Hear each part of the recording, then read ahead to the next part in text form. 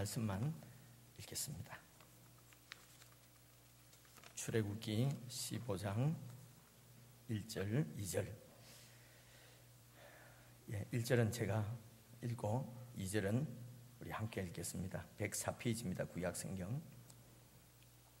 이때에 모세와 이스라엘 자손이 이 노래로 여호와께 노래하니 일러스되 내가 여호와를 찬송하리니 그는 높고 영화로우시며 말과 그 탄자를 바다에 던지셨음이로다. 여호와는 나의 힘이요 노래시며 나의 구원이시로다.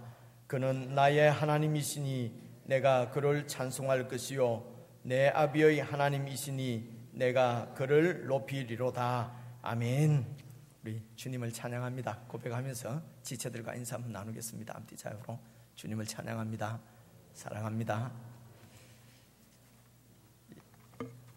오늘 우리 2부 시간에는 우리 이지안 어린이의 그 헌화식이 이름 있게 될 것입니다. 여러분 함께 참여하지 못하지만은 여러분 아시는 분들은 축복하고 축하해 주시기를 바라고, 그리고 내일 지나고 모레가 성탄절이잖아요. 그 성탄절에 교회에서 예배를 드리는데 우리가 이렇게 1부, 2부 없이 그냥 통합으로 예배를 드릴 때는 이제 10시에 예배를 드리기로 했습니다. 늘 9시에 1부에 습관이 되어 계신 분들은 11시까지 기다리시기가 너무 힘들까 봐서 1시간 당겼습니다. 그래서 11시가 아니고 10시거든요. 화요일 날은 10시에 성탄 예배를 드립니다. 감사 예물도 준비해서 개인적으로 드려주시고요. 그리고 또 다른 소식들은 게시판을 참고해 주시고, 혹시 세례 받기를 원하시는 분은 그 게시판 참조해서 세례교육에 참석하시면 되겠습니다.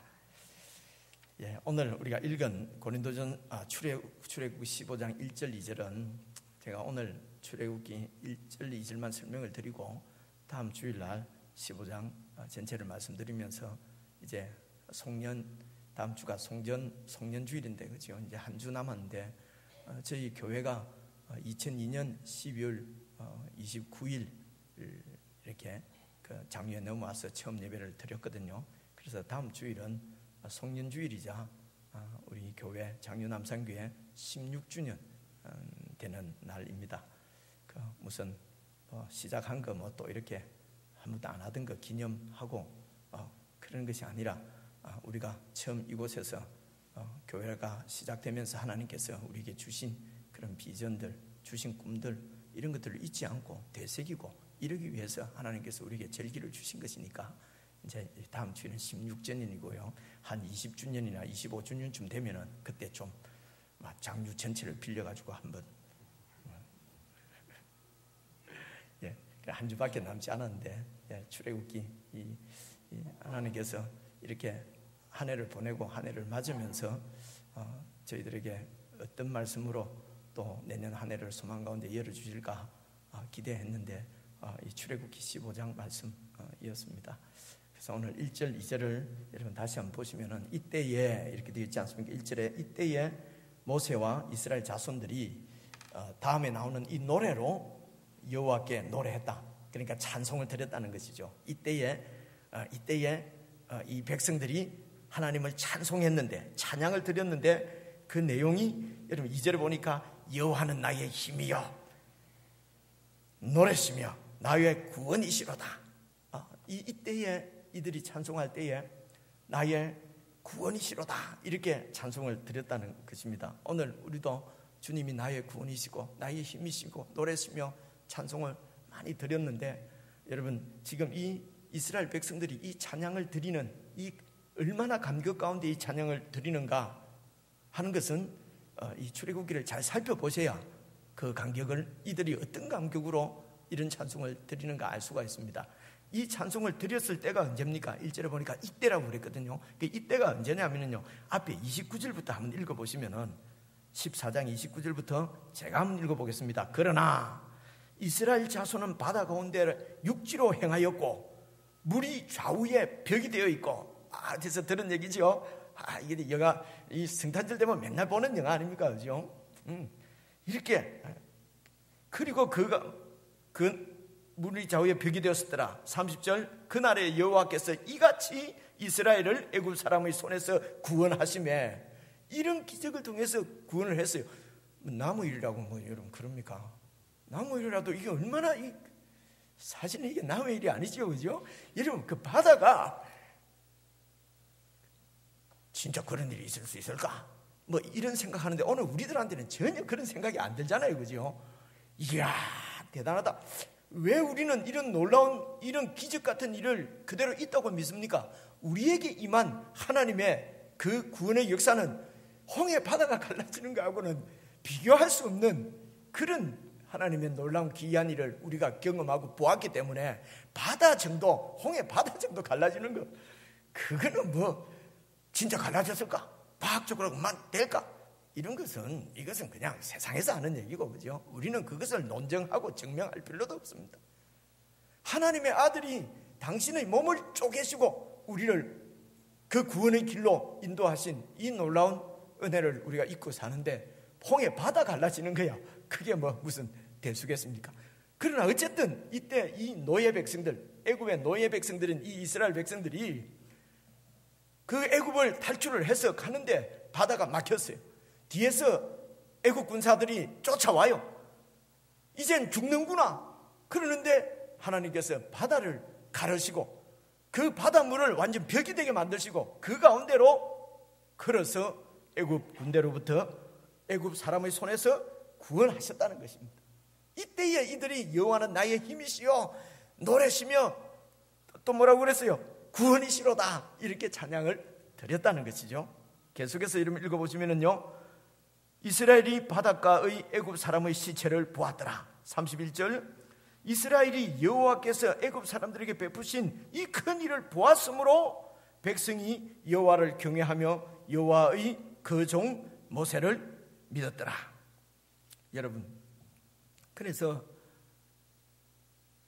이 믿음은 우리에게서 나오는 것이 아니라 하나님께서 우리에게 주시는 것이다. 이렇게 우리가 말을 많이 하지 않습니까? 이 말씀도 여러분 잘 생각을 하셔야 됩니다.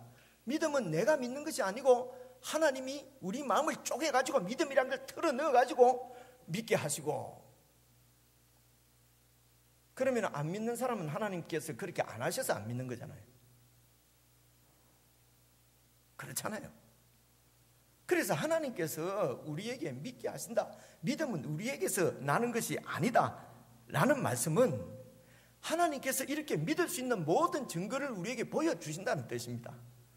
여러분, 이 바다가 갈라지는 이런 놀라운 기적을 보여주시고 이 큰 일을 보고 백성들이 여호와를 경외하고 여호와와 그 종 모세를 믿는 것입니다. 그런데 이런 놀라운 기적을 보고도 믿지 못하는 것은 무엇입니까? 왜 믿지 못합니까? 그것은 내 중심적인, 내 이기적인 욕심, 욕망이 내 눈을 가리기 때문에 그렇습니다. 이 세상 영광, 내 영광에 눈이 멀었기 때문에 하나님의 놀라운 이 영광이 보이지 않는 것입니다. 여러분, 애굽 사람들이 왜 이렇게 이스라엘 백성들을 다시 쫓아옵니까? 혼쭐이, 하나님의 그 10가지 재앙을 통해서 혼쭐이 나고 이들을 계속 붙잡아 두다가는 우리나라가 망하겠습니다. 왕이여 이 백성들을 보내십시오, 놓아 보내십시오 해서 지금 풀려난 놓아 보냈는데 이들이 다시 쫓아오거든요. 그리고 이 애국 군대들이, 애국 군인들이 이 이스라엘을 쫓아오는 이유가, 여러분 15장 한번 봐보십시오. 9절, 15장 9절 같이 한번 읽어보겠습니다. 대적의 말이 내가 쫓아 미쳐 탈취물을 나누리라. 내가 그들로 인하여 내 마음을 채우리라. 내가 내 칼을 빼리니 내 손이 그들을 멸하리라 하였으나. 제 마음은 함께 읽으려 했는데 그냥 남아 읽었네, 그죠? 이 애국 군사들이 쫓아오는 것이 뭡니까? 이 대적 애국 군사들이 하는 말이 내가 빨리 쫓아가서 그들에게 미쳐서 그들에게 도달해서 탈취물을 우리가 탈취해서 나누고, 그리고 내가 그들로 인해서 내 마음을 채우리라. 세상 것으로 내 마음을 채우겠다는 것입니다. 저들이 가지고 있는 재물을 내가 뺏어서 전리품을 가지고 내 마음을 채우겠다는 것이죠. 이기적인 욕심이지요. 이기적인 욕망이지요. 그리고 내가 칼을 빼서 그들을 멸하겠다는 것입니다. 세상 영광이지요, 내 이기적인 욕심이지요. 이렇게 이 이기적인 욕심에 세상 것으로 내 마음을 채우려고 하면 채워지겠습니까? 이 채워지지 않는 마음 때문에 눈이 머는 것입니다. 그래서 얼마 전에 혼쭐이 나고도 또 이 마음이 채워지지 않는 이 마음 때문에 또 세상 것으로 채우려고 죽을 줄도 모르고 지금 이 이스라엘 백성들을 지금 다시 또 쫓아오는 것이죠. 하나님께서는 우리가 믿을 수 있도록 하나님이 놀라운 은혜를, 영광을 우리에게 다 보여주십니다. 믿음은 그래서 우리에게서 나는 것이 아닙니다. 내가 믿습니다 하고 한다고 믿음이 생기는 게 아니에요. 하나님께서 어떤 일을 행하시는지, 무슨 일을 하시는지, 어떻게 구원하시는지, 역사하시는지 보면은, 그래 우리가 그것을 보면은 믿게 되는 것입니다. 그래서 믿음은 하나님께로부터 오는 것입니다. 그런데도 믿지 못하는 것은 세상 것으로 내 마음을 채우려고 하는 애굽이 우리 가운데 있기 때문에 그 하나님의 구원의 역사가 보이지 않는다는 말씀입니다. 이런 애굽 사람들로부터 하나님께서 베푸신 큰 일, 그것을 보았다고 했는데 이 일이 이제 14장에 잘 설명이 되어 있는데, 여러분 다 아시는 얘기지만은 우리가 어떻게 알죠? 영화 봐서 알죠? 알지만은 성경을 통해서 다시 한번 정리를 해보십시다. 14장 13절 한번 봐보시죠. 14장 13절. 지난 주일날 보았던 말씀인데요, 모세가 백성에게 이르되 너희는 두려워 말고, 두려워하는 이유는 여러분 다 아시죠? 두려워 말고 가만히 서서 여호와께서 오늘날 너희를 위하여 행하시는 구원을 보라. 여호와 하나님이 우리를 어떻게 구원하시는지 보라. 너희가 오늘 본 애굽 사람을 또다시는 영원히 보지 못하리라. 이렇게 모세가 지금 백성들 앞에서 이렇게 얘기를 하거든요. 지금 애굽 군대가 쫓아오는데 백성들은 두려워하는데, 그래서 원망하고 그러는 백성들을 향해서 하나님께서 우리를 어떻게 구원하시는지 보라. 너희가 다시는 저 애굽 사람을 보지 못할 것이다. 저 애굽 군대가 전멸할 것이다. 어떻게 이런 얘기를 할 수가 있습니까? 모세가 어떻게 이렇게 담대하게 말을 할 수 있느냐 말입니다. 하나님께서 모세에게 말씀을 하신 것입니다. 내가 이렇게 너희들을 구원하겠다고 말씀을 하신 거예요. 근데 하나님의 말씀을 들었다고 해서 다 모세처럼 이런 믿음이 생기는 게 아니에요. 누굴 보면 합니까? 보면 알지요. 여러분을 보면 알지요. 하나님 말씀을 들었다고 다 모세처럼 이런 믿음이 생기는 것이 아니라 말입니다. 그런데 어떻게 해서 모세는 이런 믿음이 생겨서 이렇게 담대하게 말을 할 수가 있습니까? 하나님에 대한 확신이 생긴 것이요. 하나님이 믿음을 주신 것이죠. 시내산에서 하나님이 모세를 만나 주시고 말씀하셨을 때 모세가 듣지 않고 믿지 않고, 그래서 그 모세를 설득하시고 10가지 재앙을 통해서 하나님께서 어떻게 이 구원을 행사하시는지를 다 보여주시고, 그 경험을 통해서 모세는 하나님께서 말씀하시는 것은 말씀하신 대로 행하시는구나, 그냥 믿어진 것이지요. 하나님께서 믿게 하신 것이죠. 그 10가지 재앙을 내리는 이 긴 시간이 이래서 필요한 것입니다. 그래서 모세가 이 하나님을 완전히 믿고, 그래서 하나님, 이 백성들이 이렇게 두려워 떨고 있습니다. 저 애국 군사가 우리를 쫓아옵니다. 어떻게 해야 되겠습니까? 하나님께서 그 앞에 읽어보면 말하기를 내가 그들을 완전히 수장시킬 것이다. 염려하지 마라. 그렇게 말씀하신 것입니다. 그래 이 말씀을 듣고 모세가 지금 백성들한테 가만히 있어서 여호와께서 어떻게 우리를 구원하시는지 봐라. 두려워하지 말고 가만히 있어서. 그래서 쭉 넘어가서 19절을 한번 보시겠습니다. 19절 어떻게 구원하십니까? 이스라엘 진 앞에 행하던 하나님의 사자가 옮겨. 이 하나님의 사자가 누굴까? 이스라엘 백성들 앞에 행하던 하나님의 사자가 뒤로 싹 가는 거예요. 그 사자가 천사인지 뭐 구름인지 뭔지 제가 잘 모르겠어요. 왜 모를까요? 안 나오니까. 어쨌든 그 천사가 어떤 천사인지 묘사하는 것은 별로 중요한 일이 아니에요. 어쨌든 그 당시 이 이스라엘 백성들은 하나님이 천사가 우리를 인도하시는구나 하는 것을 인지할 수 있을 정도로 어떤 분명한 뚜렷한 하나님의 천사가 있었던 거예요. 그 천사가 뒤로 쫙 가는 거예요. 그러니까 어떻게 돼요? 그러니까 그 뒤로 행함에 구름 기둥도 앞에서 그 뒤로 싹 옮겨가는 거예요. 그러니까 이스라엘 백성들은 구름 기둥을 보고 지금 따라온 거예요. 구름 기둥은 여러분 아시는 대로 구름은 하나님의 임재를 상징한다고 여러 번 말씀드렸습니다. 하나님이 그 백성들과 함께 하시는 것입니다. 임재하시는 것입니다. 그리고 그 구름 기둥이 인도해 가던 그 구름 기둥이 뒤로 싹 옮겨 갔습니다. 20절 보십시오. 그래서 애굽 진과 애굽 군대와 이스라엘 백성들 진 사이에 그 구름이 싹 가서 이르러 딱 서니까 저편은 구름과 흑암이 있고 깜깜한 거예요. 이때가 밤입니다. 이 편은 밤인데도 광명함으로 밤새도록 저편이 이 편에 가까이 못하도록, 여러분 순간적으로 바다가 쫙 갈라지고 쫙 가고 60만인데 어떻게 그렇게 쫙 갑니까? 그죠? 밤새도록 이쪽은 캄캄하고 이쪽은 밝고, 그리고 밤새도록 이 백성들이 이제 이 요단강을 건너갑니다. 어떻게 건너갑니까? 21절 보십시오. 모세가 바다 위로 손을 내어민데, 이 모세는 그냥 손만 내어미는 것이 아니고 그 손에는 무엇을 찾고 있지요? 지팡이. 이 지팡이는 그냥 지팡이가 아니라 하나님의 권능을 상징하는 권능의 지팡이입니다. 이 지팡이를 든 손을 바다 위로 내어민데 여호와께서 큰 동풍으로, 그 다음 보십시오, 밤새도록이죠. 밤새도록 바닷물을 물러가게 하셔서 물이 갈라져 바다가 마른 땅이 되고 벽이 돼서 밤새도록 이렇게 하나님께서 물을 붙잡고 계시고, 그 사이로 밤새도록 백성들은 건너가는 것입니다. 저는 이런 걸 자세하게 안 읽고 쫙 갈라지고 쫙 갔는 줄 알았어요.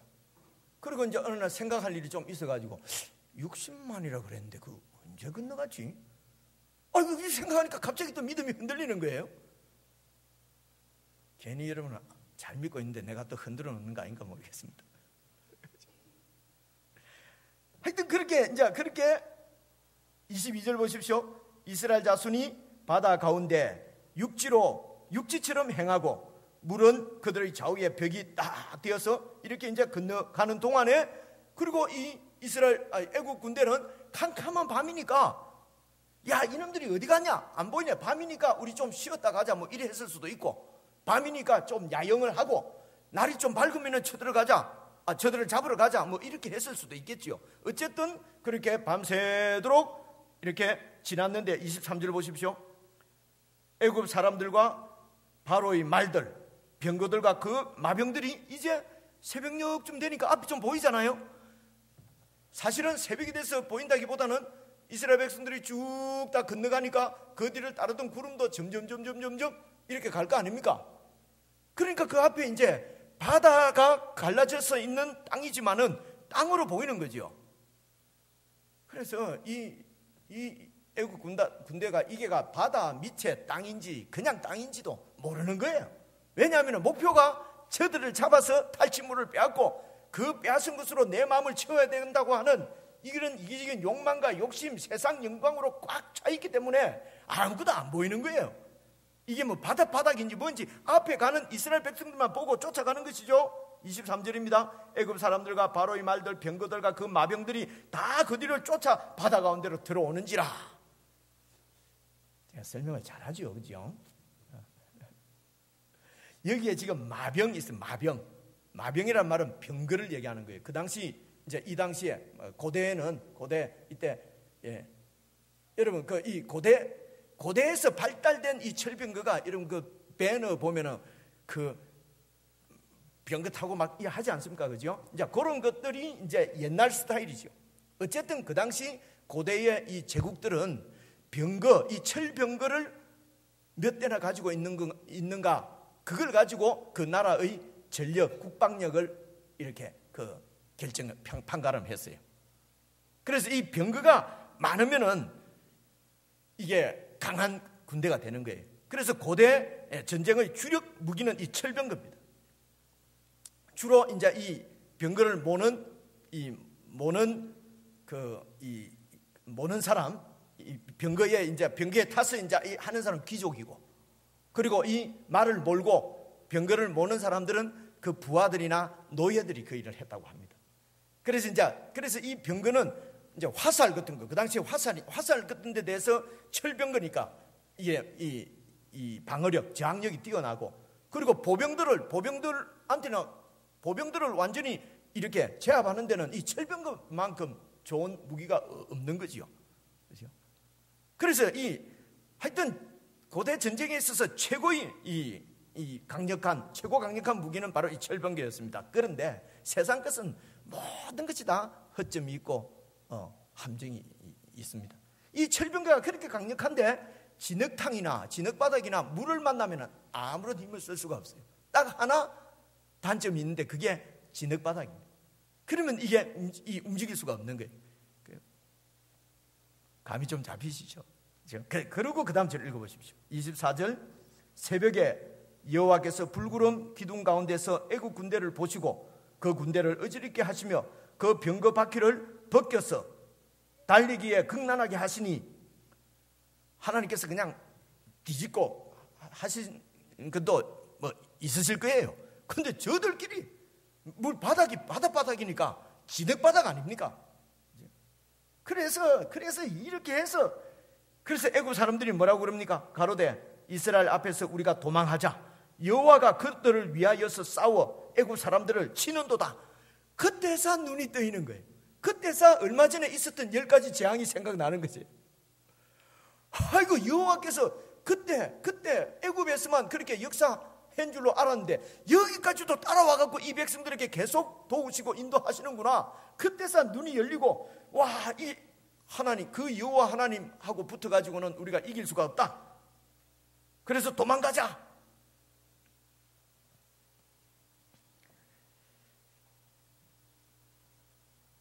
이제야 애굽 사람들이 하나님의 권능에 눈을 뜨고 욕망에, 욕심에 눈도 가리고 생각도 가리고 기억도 다 가려졌는데, 이런 큰 혼쭐이 나고서야 다시 그 기억이 되살아났다는 것입니다. 그런데 26절 보십시오. 여호와께서 모세에게 이르시되 네 손을 바다 위로 내어 밀어 물이 애굽 사람들과 그 병거들과 마병들 위에 다시 흐르게 하라 하시니, 모세가 그 손을 바다 위로 내어 밀매 새벽에 미쳐 새벽이 되어 바다의 그 세력이 회복된지라. 설명 더 안 드려도 되겠죠? 애굽 사람들이 물을 거스려 도망하려고 하지만은 여호와께서 애굽 사람들을 바다 가운데 엎으시니 물이 다시 흘러 병거들과 기병들을 덮되 그들의 뒤를 쫓아 바다에 들어간 바로의 군대를 다 덮고 하나도 남기지 않고 정멸했습니다. 29절 보십시오. 그러나 이스라엘 자손은 바다 가운데 육지로 행하였고 바다 가운데를 육지처럼 행하였고 물이 좌우에 벽이 되었었습니다. 30절, 그날에 여호와께서 이같이 이스라엘을 애굽 사람의 손에서 구원하시매 이스라엘이 바닷가의 애굽 사람의 시체를 보았더라. 31절 같이 한번 읽어보겠습니다. 이스라엘 여호와께서 애굽 사람들에게 베푸신 큰 일을 보았으므로 백성이 여호와를 경외하며 여호와와 그 종 모세를 믿었더라. 그래, 이렇게 믿고 하나님 앞에 드린 찬양의 내용이 바로 여호와께서 우리를 어떻게 구원하셨는가, 바로 우리의 구원이었어요. 여러분 보십시오. 하나님께서 이 노예 백성을 이런 놀라운 기적을 통해서 이렇게 영광스럽게 이 백성을 구원하시는 이유, 목적, 목표가 있을 거 아닙니까? 이 노예 백성들을 이렇게 구원해서 어떻게 하시겠다는 것입니까? 노예 백성에서 하나님의 백성으로 만드는 것입니다. 노예 백성을 하나님 백성으로. 애굽이 어떤 곳입니까? 자기 힘을 믿고 강력한 힘으로 힘없는 자들을 제압하고 그들에게서 빼앗고 그들을 노예로 부리고 탈취하고 그것들로 내 마음을 채우려고 하는, 이 빈 마음을 세상 것으로 채우려고 하는, 불의로 내 마음을 채우려고 하는 그것이 애굽이에요. 그 애굽에서 400년 동안 살았고 몇백 년 동안 노예로 있었던 이스라엘 민족, 애굽하고 다르지 않습니다. 그래서 이 이스라엘 속에 있는 애굽을 완전히 수장시켜 버리는 것입니다. 이스라엘 백성들 속에 있는 이 애굽의 사상, 애굽의 가치관, 애굽의 욕망, 애굽의 야망들을 하나님께서 물에 완전히 수장시켜 버리는 것입니다. 애굽에서 몸은 나왔지만은 그들의 정신, 그들의 마음, 그들의 영혼은 그대로 애굽에 붙잡혀 있는 것입니다. 이런 영혼도 정신도 마음도 애굽으로부터 탈출을 해야 하는 것입니다. 어떻게 탈출할 수가 있습니까? 그들 중에 있는 애굽을 죽이시는 것입니다. 죽지 않고는 우리의 마음이 영혼이 그 애굽을 탈출할 수가 없는 것입니다. 몸은 빠져나왔지만은 정신은, 마음은, 영혼은 빠져나오지 못하는 것입니다. 그래서 30절 보십시오. 그날에 여호와께서 이같이 이스라엘을 애굽 사람의 손에서 구원하심에 이스라엘이 바닷가의 애굽 사람의 시체를 보았더라. 바닷가에서 둥둥 떠 있는 그 시체가 바로 자기들의 죽음이었어요. 바다에 떠 있는 그 애굽 사람의 시체가 바로 그들의 죽음이었단 말입니다. 이 홍해 사건을 신약 성경에서는 이렇게 설명을 합니다. 여러분, 고린도전서 10장 1절부터 4절까지 제가 찾아왔습니다. 1절을 제가 한번 읽어보겠습니다. 형제들아, 너희가, 이 형제들은 오늘 예수님을 믿고 교회를 이룬 저와 여러분들을 불러 말하는 것입니다. 그 당시 고린도 교회에 바울이 성령의 안에서 하나님의 말씀을 전하는 것입니다. 형제들아, 너희가 알지 못하기를 내가 원치 아니하노니, 그냥 내가 알기를 원한다 이러면 되는데, 그죠? 헷갈리게 알지 못하기를 내가 원치 아니하노니, 부정의 부정은 이게 긍정이지요. 강조할 때 이러거든요. 내가 꼭 알기를 원한다. 여러분들이 꼭 이것만 알기를 원한다. 우리 조상들이 다 구름 아래 있고 바다 가운데를 지나며, 구름 아래 있다는 말은 하나님의 임재, 하나님의 영광 가운데 있고, 그리고 바다 가운데로 홍해를 건넜다는 것입니다. 여러분, 이 고린도 교회는 여러분 잘 아시는 대로 거의가 다 이방인들로 이루어지는 교회입니다. 유대인들이 아니에요. 유대인들도 물론 좀 있었겠지만 이방인들이 많았어요. 헬라 지역이니까. 그런데 그들에게 형제들아, 우리 조상들이 이렇게 얘기하거든요. 바울은 유대인이에요. 그래서 그들 보고, 우리 보고, 형제들아, 우리 조상이, 그러니까 이방인들 생각하면, 아니 아브라함이 무슨 우리 조상이야, 모세, 이스라엘 민족이 왜 우리 조상이냐, 이렇게 생각할 수 있잖아요.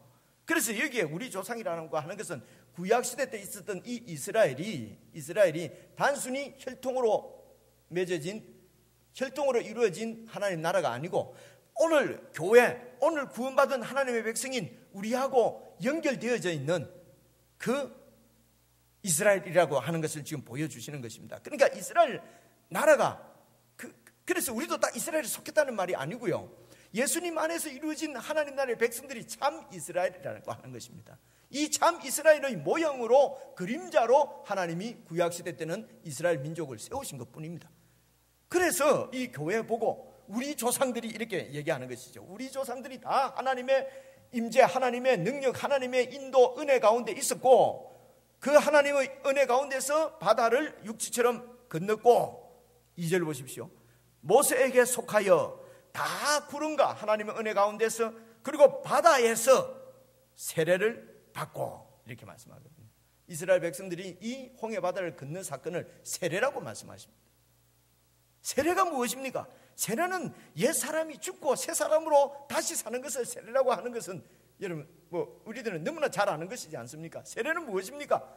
내 옛 사람이 자기 중심적이고 하나님하고는 관계없고, 하나님보다도 내가 더 중요하고 이기적인 욕심을 따라 사는 나는, 옛 사람은 죽고 이제 예수님 안에서 새 사람으로 다시 살아나는 그것을 세례라고 그래요. 그래서 세례식을 할 때에는 이게 원래 이 물에 이렇게 담그는 것입니다. 그러면은 죽었다는 것입니다. 다시 물에서 올라올 때는 살은 것이지요. 그래서 이제 꼭 이렇게 해야만 구원이 이루어진다고 믿는 데가 침례교입니다. 침례를 해야 된다는 것입니다. 근데 겨울에 그렇게 하려니까, 그래서 이렇게 이 세례의 의미가 중요하지, 방법은 이렇게 경우에 따라서 다를 수도 있다라고 생각해서 이렇게 물을 이렇게 뿌리는 데는 그냥 약식 세례라고 그래요. 그래서 그 물에 들어가든지 물을 뿌리든지 물에 적시든지 그것이 중요한 것이 아니고, 내가 죽어야 되는 것입니다. 세례를 받으면 내 옛사람은 죽고 새 사람으로 다시 사는 것을 세례라고 그래요.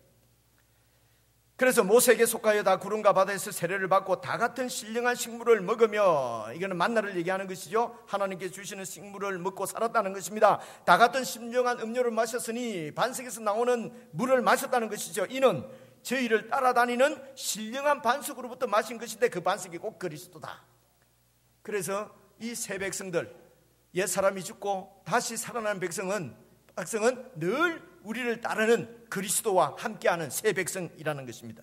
옛 사람 애굽은 홍해에서 죽고 세례로 죽고 나 중심적이고 세상 중심적이고 힘 중심인, 권능 중심인, 이 세상 힘 중심인 나는 죽고, 새 사람 하나님의 백성, 하나님이 중심이고 늘 우리를 따르는 반석이신 그리스도 안에서 살아가는 새 사람, 함께 하시는 그리스도 안에서 살아가는 하나님의 사람으로 만드시는 것이 바로 세례입니다. 그래서 이스라엘 백성들을 바로 홍해를 통과하게 하시면서 세례를 하나님께서 베푸신 것입니다. 오늘 우리 모두는 이 홍해를 통과해서 늘 우리를 따르는 반석이신 예수 그리스도, 그분과 동행하는 사람들이 바로 저와 여러분, 하나님의 교회, 하나님의 백성인 것입니다.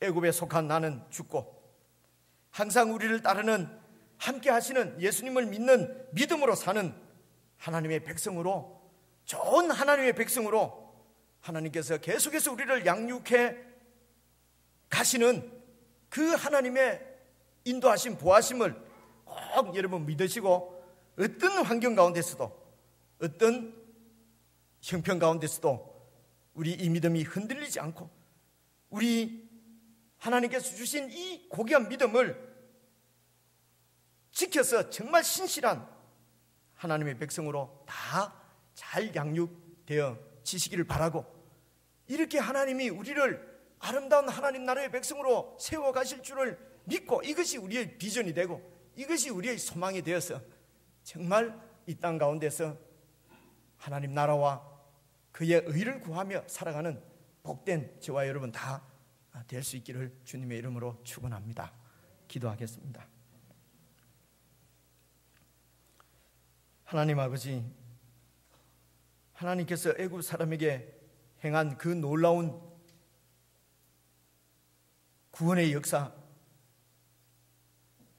애굽 사람으로부터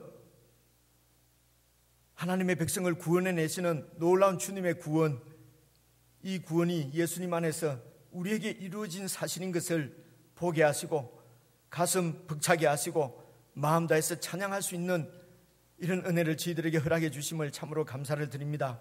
아버지 하나님, 세상적인 것으로 나를 채우려고 하고 세상의 영광에 목말라 하는 이런 우리의 눈으로는 이 하나님의 영광을 볼 수가 없사오니, 주님, 세상에 속한 나는 늘 날마다 죽이고 그리스도 안에서 주님이 행하시는 놀라운 구원을 볼 수 있도록 매일 우리의 눈을 열어주시기를 간절히 기도합니다.